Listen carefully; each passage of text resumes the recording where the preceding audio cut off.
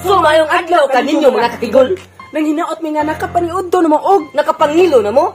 so nga mo din buhaton karon tudloan mo namo kung unsa inyong angay buhaton para umaabot nga Valentine's Day karong February 14. So sa dili pa na masugdan, intro muna.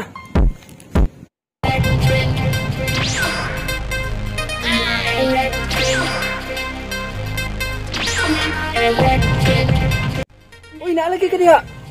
Naasa gani ka diha? Naog diha kay sugdan na nato ang atong kabuang. O sige, mag-teleport sa ako.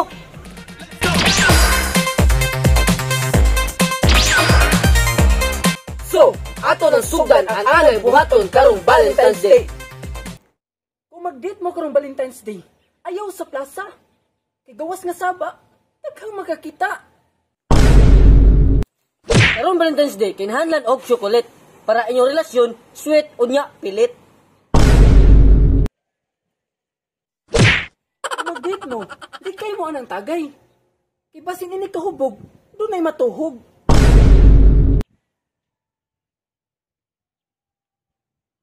Karong Valentine's Day, likayin nagtagay para dili mo dako ang imong lagay. Karong Valentine's Day mga inday, ayaw magsugot kung inyong uyab maingon nga managkot. Kasi siguradong doon ay kandila, maugbok. Di na nakinahanglan maglakaw-lakaw pa. Das kwarto, kay pwede na. Mga girls, karong February 14, ayaw na mo pagpili-pili. Importante, tuli. Karong February 14, useless na kayo ng tidibir kung di mo kabot o December. Karong February 14, mga inday, kung single ka, ayaw ka gool. Kay naarami, mga Boy Kigol.